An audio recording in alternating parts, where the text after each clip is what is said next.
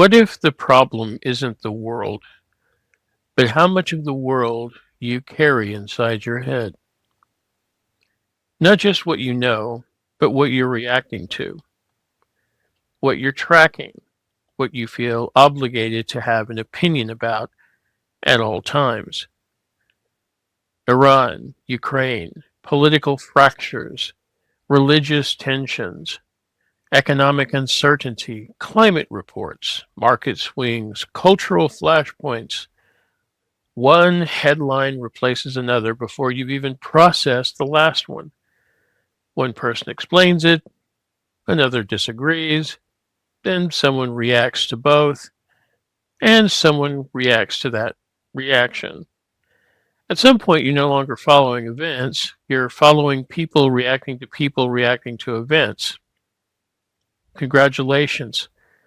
You've reached meta commentary level 4. There's probably already a thread about this video doing the same thing right now. The irony is not lost on me.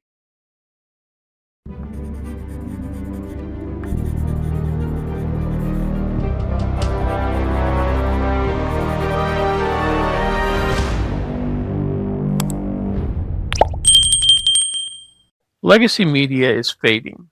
New media is everywhere. Everyone has a platform, everyone has a take. And somehow you're still expected to keep up. So here's the real question. What is all of this doing to you? Because this is where the frame shifts. The issue isn't just information, it's volume, its velocity, and more precisely, its capture. Your attention isn't merely being used, it's being competed for constantly. And yes, even this video is technically part of that competition. I know how that sounds coming from someone who just spent minutes explaining why you should pay less attention to things like this. The only honest posture is transparency about the mechanism, not any pretense of standing outside of it. Think of it like diet. If you eat junk food all day, your body pays for it. That's obvious. But the same principle applies mentally. Constant outrage, constant reaction, constant stimulation. It's the cognitive equivalent of living on sugar. And I say that as someone who has done exactly that, repeatedly, with enthusiasm. I've spent entire weekends doom scrolling headlines I can't even remember the next morning. If that isn't peak human efficiency, I don't know what is. But at some point you notice you're not more informed, you're just more agitated. The shift rarely happens out there. Where do you think it actually begins? You don't need to control the entire system. You need to control your relationship to it. Because the system is designed to pull you in. That's what it does. It's actually very good at it, which is kind of the problem.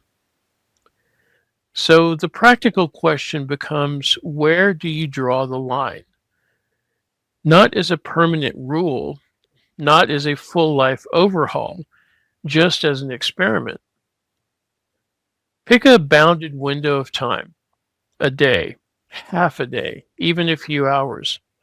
Deliberately step back from the noise, no endless scrolling, no reaction loops, no just checking what's happening.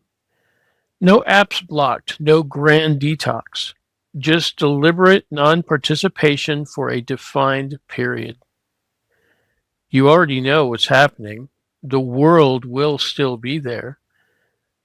What changes when you're not constantly feeding on it? Something does change. Your head gets quieter. Your thoughts get clearer. And strangely, things that actually matter in your own life start coming back into focus. Not because the world suddenly got better, but because you stopped letting it occupy every available inch of your attention. The world isn't getting simpler.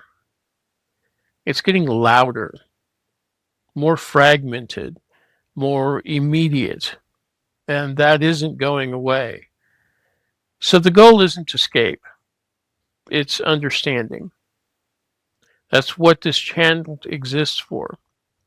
Looking at systems, looking at media, looking at global events, and understanding how they actually affect us, not just out there, but in here.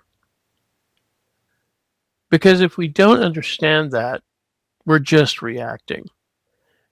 If that resonates, if you want to understand the world without getting pulled apart by it, then stick around. We're just getting started. Over the coming episodes, we'll look at how specific systems, from recommendation loops to institutional incentives, keep feeding the very cycles we're trying to observe more clearly. In the meantime, try the experiment yourself. Step away for even a short window.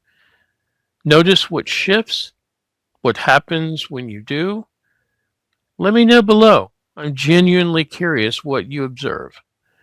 Because at the end of the day, you don't reclaim control by changing the system. You reclaim control by disciplining your attention within it.